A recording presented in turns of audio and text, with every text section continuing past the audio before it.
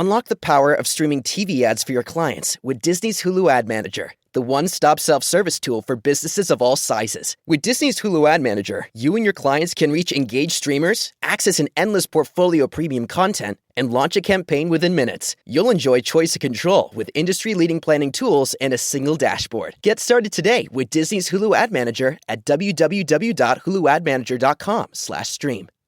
Content warning. This episode discusses the murder of children. So we have a couple of quick updates to get through in this episode. We have received a statement from the FBI, and even more significantly, perhaps, we've received a statement from Richard Allen's defense attorneys. Richard Allen being the man accused of murdering Liberty German and Abigail Williams in the Delphi case that we've been covering. So we will read both of these to you on the air tonight and discuss them. My name is Anya Kane. I'm a journalist. And I'm Kevin Greenlee. I'm an attorney. We first connected while looking into the Burger Chef murders, an Indiana cold case. Together, we built a spreadsheet documenting hundreds of cases of restaurant-related homicides. That original spreadsheet gave way to our podcast, The Murder Sheet. Now we maintain that same research-centric, investigative approach as we look into all sorts of homicides, including unsolved cases, historical crimes, and, of course, restaurant murders. We don't just chat about the headlines. Our podcast is a platform for our journalism.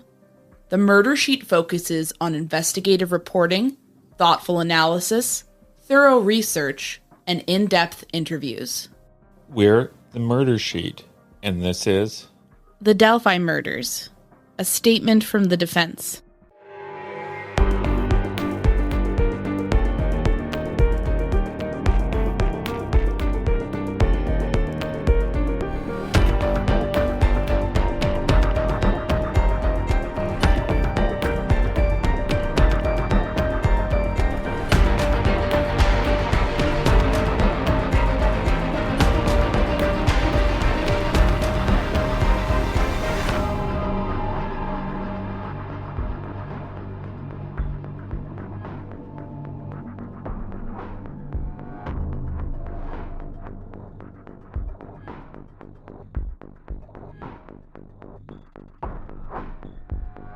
So let's start out by talking with what chronologically came first, which would be the statement from the FBI.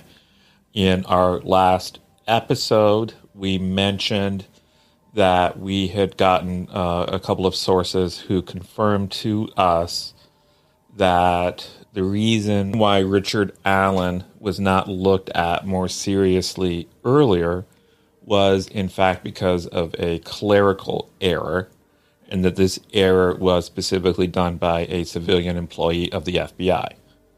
So we have heard back from the FBI, and they responded with a statement to us, and they wrote, and this is to be attributed to FBI Indianapolis. As stated in the past, this is a complex multi-agency investigation. The implication that an alleged clerical error by an FBI employee caused years of delay in identifying this defendant is misleading. Our review of the matter shows FBI employees correctly followed established procedures. First of all, we definitely very much appreciate the FBI providing a statement to us. It's very important to us that the information we share with you is accurate. And so actually the very first thing after we received that statement was we went back to our sources. Yes. As we said, we've heard from multiple sources that we find credible that this was the case. And basically they stuck with that story. So these are sources who have given us reliable and truthful information in the past. So where we are now is we've reached out to the FBI with a couple of follow-up questions to see if we can figure out, is it possible that we got it wrong? Is it possible that there's some, way we could figure out what the truth is? The statement they gave us seems to be very carefully worded.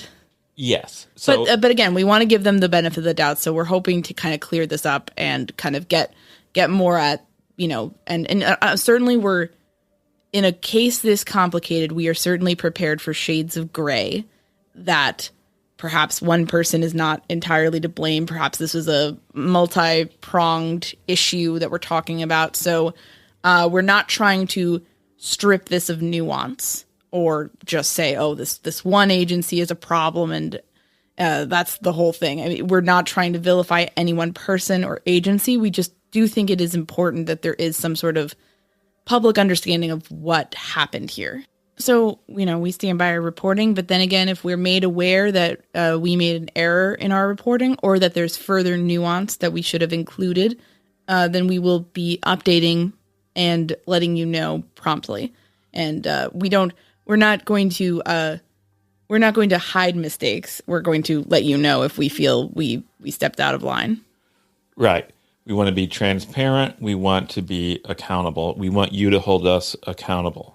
And we will say that, we've talked a little bit about our sources here. That's all we'll be saying about them because it's we have numerous sourcing agreements, and basically that boils down to keeping people confidential. So we trust our sources, and they trust us because we don't talk about them. Hopefully the FBI will get back to us and provide more nuance, and if they do, we will quickly share that with you as we have quickly shared this. Again, it's not about criticizing one person or one agency. This is a case where a lot of people were involved, a lot of different agencies were involved, and it's ultimately on everyone who's participating, and it's not. I don't really feel like, it's not about starting a blame game. It's just about explaining to the public, what might have gone wrong. How can we learn from this? What kind of things could happen in the future to maybe smooth things over or allow things to function a little bit better. So it's with that intention that we do this reporting. It's not with the intention of getting anybody in trouble or casting blame in one direction versus another. So the other statement that came out today was the attorneys for Richard Allen, Brad Rosie, and Andrew Baldwin issued a press release. And this is the most we've heard from them, really. They had some comments, obviously, at the hearing last week, both during the hearing itself and afterwards. But I think this is the most detailed statement we've gotten from them, and there's a lot of interesting things in here worth chewing over. Yes. So I think we'll just go through and read this and maybe have a few reactions or kind of discuss as we go along. But whenever we're reading from the official statement, you will hear this sound. All right. So let's begin. As Rick Allen's attorneys, we have received multiple requests from local and national media for interviews and comment since the unsealing of the probable cause affidavit. It would be virtually impossible to comply with these requests and continue to focus on the merits of Rick's defense. Therefore, we offer up these thoughts. We do not want to try this case in the media, and we intend to adhere to the Indiana rules of professional conduct that provide guidance on pretrial publicity. However, the police and prosecutor's office have conducted many press conferences over the 5+ years of this investigation and following our client's arrest. On the other hand, Rick's ability to assert his innocence has been reduced to only one short post-hearing press conference. Accordingly, we feel it appropriate, necessary, and within the bounds of our rules of professional conduct to make a few comments concerning the probable cause affidavit and Rick's innocence. Well, it's definitely interesting. They're kind of commenting on maybe a bit of a lopsided media reach here between them and the prosecution side. And also one note, the background of all this, there is, of course, the looming gag order, which is there's going to be a hearing for that on January 13th. We just had announced, along with the motion for a change of venue. So that's going to be January 13th. They're going to be looking at both of these issues. But basically the prosecutor has filed a motion to gag the parties in this, which means the defense attorneys as well as the prosecutor's office. But we can imagine that that's more directed at the defense attorneys. Exactly. And so there could potentially be a time clock on how long the defense has in order to make public statements about the case. And so you can understand why they would want to take advantage of this time when they're not under any kind of gag order to get their point of view out. That seems reasonable and natural. Yes. Now they're going to get into a few more facts that they want to put out there on the case. Rick is a 50-year-old man who has never been arrested nor accused of any crime in his entire life. He is innocent and completely confused as to why he has been charged with these crimes. Yes, from what we heard and from what we've been able to discover, we have not really found any sort of criminal past for Rick Allen in our research. And nor have we talked to anyone who felt that there was some, uncharged illicit activity going on with him. So that is a bit unlike, other people who've come up in this case where there might be some, criminal activity or underlying situation going on. The stereotype, and people even said this to us, the stereotype is a 50-year-old man who's led a law-abiding life, does not suddenly get up one morning and have a sudden desire to kill a couple of girls. That's a stereotype, and it sounds pretty compelling when you first hear it, but I think both of us could probably cite some cases where a 50-year-old man does just that. Yeah, and it's like, without having spoken to, I feel, enough people who knew him intimately throughout his middle age, I don't feel we have a great sense of who he is as a person to his friends. We've not been able, we got a lot of people who went to high school with him. I don't feel we've gotten a lot of people who are close with him in recent years. So he's still a bit of a mystery to us and to a lot of people covering this case. And it says he's confused about why the charges have been filed against him. What do you make of that? They're portraying their client in what they feel is the best possible light. So the best possible light in their view is this innocent man who's not only scared and upset, but he's just, why would they think it's me? So, it's part of the narrative that they're trying to set. I'm not commenting on whether or not the narrative is inaccurate or accurate.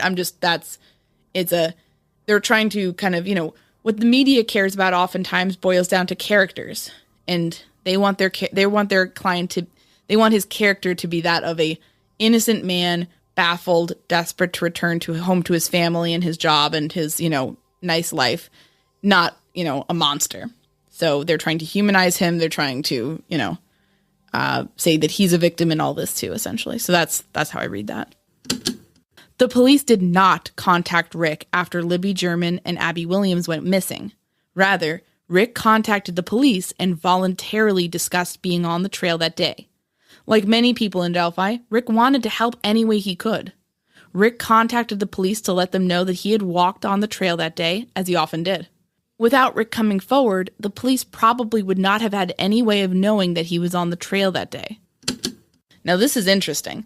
Well, this actually goes toward the story we heard, which was that Rick Allen came forward to police.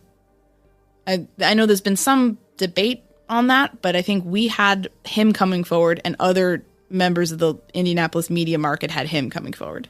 Yes. So the defense is saying that's correct. That's the... And they actually go into a little bit more detail about that later. The classic advice that defense lawyers always give their clients is don't talk to police. And unfortunately, that seems to be the subtext of this particular paragraph, because they're saying if Rick had not come forward and talked to police, they'd have no idea he was there, and he probably wouldn't have ended up being charged.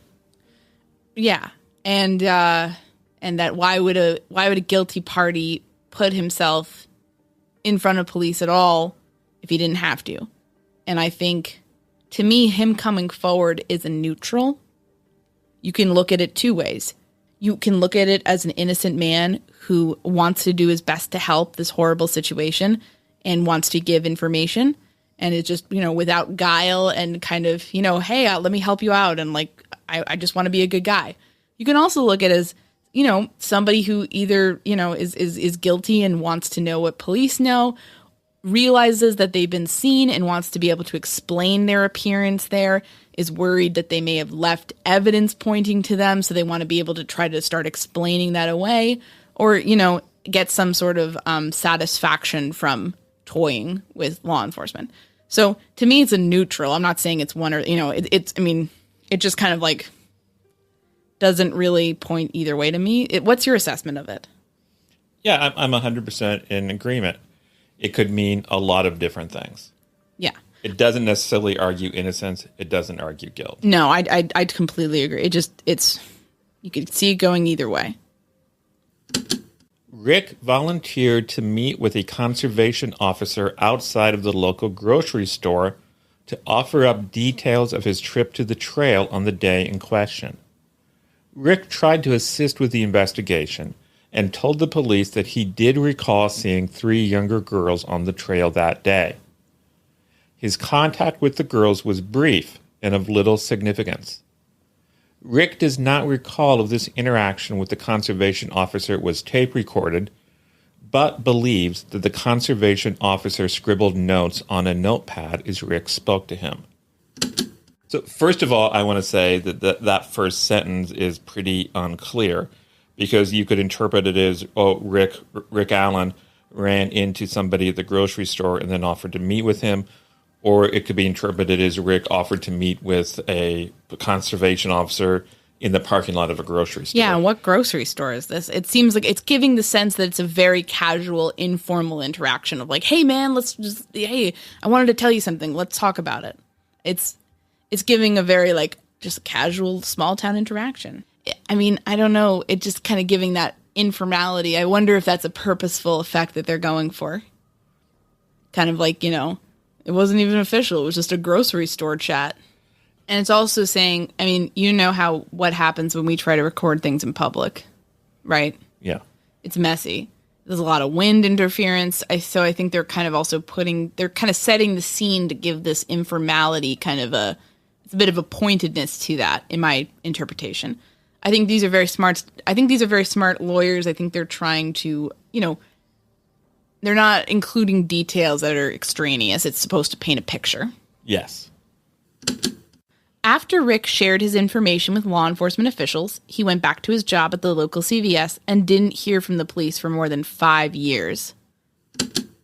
This supports what we've reported and what other people reported, which was basically that the information Allen gave about his presence on the bridge that day was misfiled or lost. Yes. We've been often asked, well, don't you think maybe police were playing the long game? They were just kind of doing all this stuff in the background and they're going to circle around back to this guy eventually?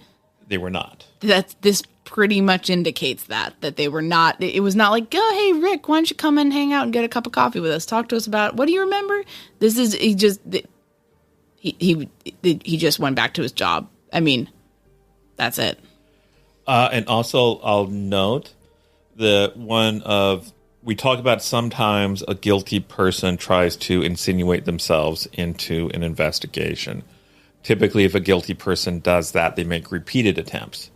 And in this case, for whatever it's worth, and it may not be worth much, it sounds like he just went forward with his information once, and then he did not try to insinuate himself into the investigation. We did hear the report from the Patties, from Becky and Mike, that he did provide them with services at CVS, developing photos for Libby's memorial service. And so there are more informal ways to insinuate yourself into something than just going with law enforcement. So I'll add that. If we believe that he's guilty, we're keeping things, everyone's innocent until proven guilty. I'm just trying to go with all the different angles here. And I could see someone, if you're insinuating yourself for the personal satisfaction, I think you're going to keep doing it. If you're really more of trying to think like, did anyone see me? I think that might be one and done. I could see that. But I could also see it just being somebody who's like, well, I gave them the information they wanted. That's all they need from me, so I can just go about my business now. The next time Rick heard from the police was in October 2022. This was approximately 2 weeks before a contested sheriff's election, and within days of a federal lawsuit filed against Carroll County Sheriff's Office by its former second-in-command, Michael Thomas. In the lawsuit, Thomas claims that he, Thomas, had made suggestions and offered assistance in the investigation of a high-profile child homicide investigation, but those suggestions and offers were rejected by the sheriff. Thomas further claimed that the sheriff and others in the department feared the disagreements with Thomas would become publicized as a result of the political campaign for sheriff. Thomas claims in the suit that he was ultimately demoted and replaced by Tony Liggett, who later that year won the 2022 election for sheriff. Furthermore, Thomas claims he was also removed from high-profile cases. Okay, yeah. So this is where things get a bit crazy. Off the rails.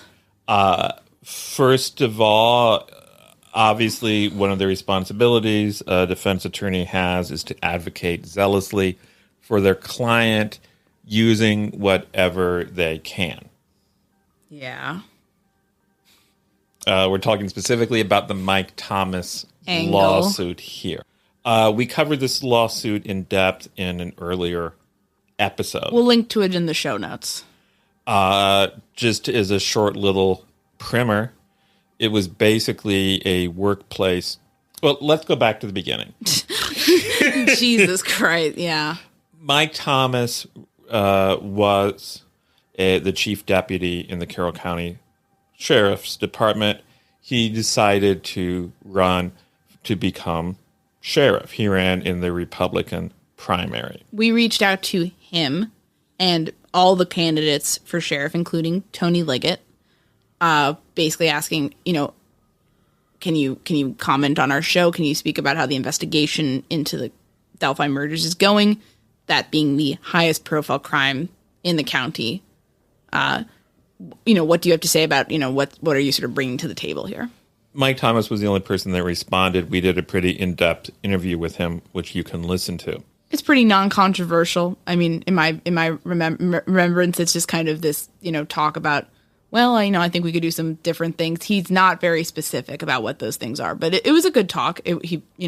Friendly talk. So he ran in the primary, and as we say, he lost. Shortly after he lost, a couple of people from out of state filed a lawsuit alleging that Tony Liggett had violated the Federal Hatch Act in the course of the primary campaign. That suit was thrown out, and the people who filed it were ordered to pay court costs. Not long after that, shortly before the actual election, Mike Thomas himself filed a lawsuit against the sheriff's department, saying basically he was alleging workplace harassment, that he was treated poorly by the sheriff's department and deputies after he decided to run in the primary and after he lost. And then almost as a side note, he mentions, incidentally, during this high-profile double murder case, I made some suggestions which were not listened to or taken seriously. The first thing I'd want to say is, and we said this in our episode, is that if a person faces harassment or discrimination at the workplace, that's terrible. It should be taken seriously. And so we're all for Mr. Thomas having his claims looked at by judicial officers. It is a little bit confusing to us as to why he chose to inject in his suit talk about the Delphi murders. It's baffling. We've asked follow-up questions to try to get answers on that decision, which frankly stunk of a bid for media attention. It seemed a bit cynical. It seemed incredibly cynical to me. And we asked for clarification on that matter because perhaps there's something that we're not all knowing. I want, if you can give us a reason why this is relevant here, because what doesn't add up for me is the timeline of being, from what we've heard behind the scenes, barely involved with the case in 2017 and then turning around and saying that leads to harassment when you decide to run for sheriff in 2022.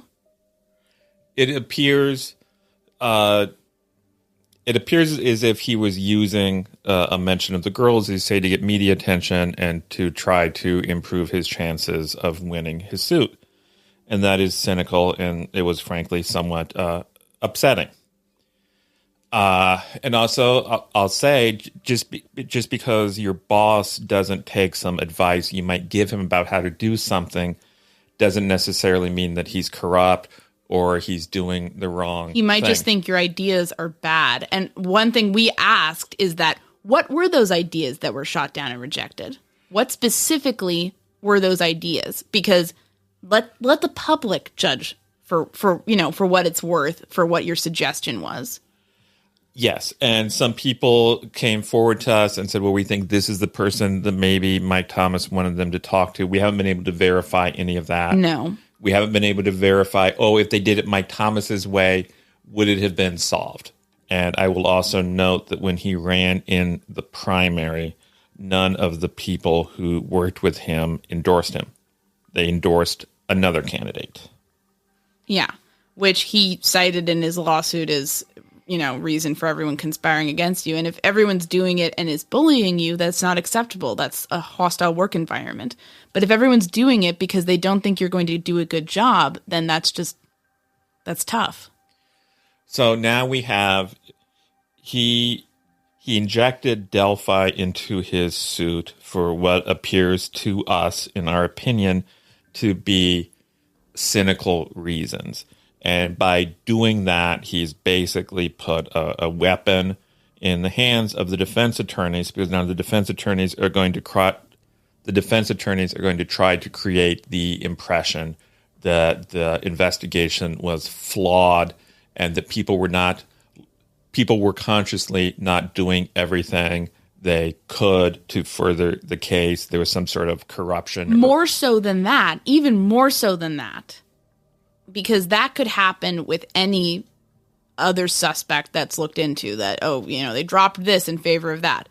What this does is, by having, bringing up the sheriff's election, is it puts an inciting incident on the table, arguing, well, they just arrested Rick Allen so that they could have this in time for the election, essentially. Yeah, in addition to the Mike Thomas thing, they're saying, well, maybe the only reason they rushed this arrest through was because of an election. So I understand why the defense attorneys are doing this. I wish they weren't doing it. Rick was ultimately arrested on or about October 28th, 2022. In the 5+ years since, Rick volunteered to provide information to the police. Rick did not get rid of his vehicle or his guns and did not throw out his clothing. He did not alter his appearance. He did not relocate himself to another community. He did what any innocent man would do and continued with his normal routine. A lot of this seems to be the defense asking, would a guilty person do this? Certainly some of this stuff doesn't seem strategic in hindsight if you're talking about a guilty person. So I'm not going to say that this was prudent for a guilty person to do, but I just feel like, I don't know, if you're kind of getting away with it, maybe you don't do any of that because it's an inconvenience. If he still has the same clothes he was wearing on that day, obviously it would be interested to have them tested. Yes, certainly. It's very difficult, even over 5+ years, to wash out all traces of blood. Yes. I'd be interested about, if there's anything in the cars either. Yes. I mean, I guess it's just this is hard to say because you could kind of see it going either way. I guess this seems a little bit more significant to me than the coming forward to police, because that really could go either way. I can see what they're saying here. Why wouldn't you at least get rid of your clothing? Yes, if I committed murder and had clothes with blood on them, I would not hang onto those clothes. I would not even try to launder those clothes. I would just get rid of them. But again, if you're talking about something as irrational as the brutal murder of 2 girls, I'm not trying to introduce any sort of insanity talk into this, but maybe normal people don't really understand how your mind works at that point. The probable cause affidavit seems to suggest that a single magic bullet is proof of Rick's guilt. It is a bit premature to engage in any detailed discussions regarding the veracity of this evidence until more discovery is received, but it is safe to say that the discipline of tool mark identification, parentheses, ballistics, is anything but a science. The entire discipline has been under attack in courtrooms across the country as being unreliable and lacking any scientific validity.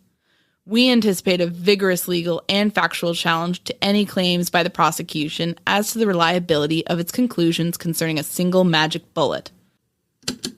So obviously the use of the term magic bullet is a way to ridicule the bullet and to conjure up images of talk from the JFK assassination, where we've all heard talk about how, in order to believe Oswald did all the shooting by himself, you have to believe that the bullet did these really seemingly improbable things. It would have had to be a magic bullet. So what's ironic to me is, yes, it does seem implausible that the bullet in the JFK case did all those things, but I'm sure some of you would disagree with me. I believe Oswald acted alone. So just calling something a magic bullet doesn't necessarily mean much to me. They didn't know that they were sending this press release to somebody who's so interested in the JFK assassination. Obviously, we all anticipated that they would challenge the identification because the probable cause affidavit itself highlighted the fact that tying this particular bullet to Allen's gun was subjective. Yeah, I mean, that's why we kind of, when we were doing our initial analysis, we don't know much about ballistics. We do not know much about guns. So we stated there pretty emphatically that, is this subjective in like a reasonable way, in a scientific way, or is it subjective in like kind of like it doesn't, there's no rules way? And we still really don't know that. We've heard from a lot of experts who are in our inbox right now, and we're trying to talk to a bunch of people about this, get different perspectives, get people who are firearms experts, get people who are, different types of attorneys who might have dealt with this evidence before. It seems to be something that is debated. I would not say that we've received anything. It's not like unilaterally people saying this is terrible evidence, and it's not unilaterally people saying it's amazing evidence. It's like there's a debate, there's a spectrum of how people seem to feel about it. So we're going to be speaking to some of those experts and trying to get you information about how this evidence is perceived. That's going to be very important. That's something that ties Rick Allen to the scene, to the general scene, and of course they could say that also, if the bullet's not used to kill anybody, then doesn't necessarily place him there at the time of the murders, but that's a whole other thing. But for now, that we're trying to figure out more about the ballistics too. So yeah, obviously expect for there to be a great deal of talk during the trial and the pretrial hearings about whether or not this identification is actually valid. On Rick's behalf, we argued to have the PCA unsealed. Rick has nothing to hide. As importantly, we were hoping that we would receive tips that would assist us in proving up his innocence. Not surprisingly, we have been inundated with tips from a variety of sources, all of which will be vetted by our team. Although it is the burden of the prosecutor to prove Rick's guilt beyond a reasonable doubt, the defense team looks forward to conducting its own investigation concerning Rick's innocence. We appreciate those that have reached out to support his cause. So this is kind of poking the prosecution a little bit to say, they're the ones who didn't want to tell you about this. We have nothing to hide. So it's more narrative. It is, but it does, raise the question again, why did the prosecution make this choice of trying to hide it? Yeah. Generally speaking, when someone is on the side of trying to hide information and someone else is on the side of let's get the information out, most people tend to sympathize with the person who's trying to get information out. The prosecutor mentioned at the last hearing his belief that others may have been involved in the killing, yet there was no mention in the PCA about a second suspect involved in the killing. The defense is confused by such discrepancies in the investigation and will be in a better position to respond as more discovery is received. And again, it's poking the prosecution, saying basically the prosecution made some promises they didn't keep. They told you all that there was stuff in this probable cause affidavit about other perpetrators. There's not, is there? I'm not at all surprised that there was nothing about other perpetrators in there. I'm not surprised. Because what the prosecution is going to be trying to do now is get Rick Allen, right? I mean, that's what this thing is about. They're not, it's going to be, here's all the evidence about him. And if they feel other people are involved and they're able to prove that, that'll be a separate thing. I'm not, obviously we want answers. We want to know what the heck's going on. The public wants answers. I'm just saying from the perspective of the prosecution, not that surprised. I think a lot of people are really looking over the PCA to be like, oh, is there any indication that there's a second suspect on the scene? People have speculated with that with us, and I think we understand where that's coming from, but we tend to think that there's also more than one way for people to be involved in this homicide since it's a felony murder case. If you're participating in some manner in setting up the circumstances where a felony occurred and these girls were murdered, then you could be sucked into it too. It's not necessarily about being physically at the scene at this point, given the nature of the charges. Rick Allen owned a Ford Focus in February of 2017. His Ford Focus is not in any way similar to the distinctive look of the PT Cruiser or smart car that was described by the witnesses. It seems that the CCSD is trying to bend facts to fit their narrative. And of course, when we read the probable cause affidavit, we also, as other people did, note that those cars seem very different. Now, we have gotten some speculation from folks in our inboxes who are pointing out that maybe different versions of the cars could look similar if you're going, or, if the paint is a certain way. And we hear you. We are hoping to look more into some of those possibilities. But at the same time, on its face, the way the PCA was put together raises questions, I would say. I would say that too. They're not saying, oh, but look, when you look at this type of Ford Focus and this, then you can kind of see them like they're, and so that when we're just looking at the PCA, that's something to keep in mind. At this point in time, we have received very limited information about this case and look forward to having something more to view than that which was offered up in the sparse PCA. Just kind of closing with this was weak.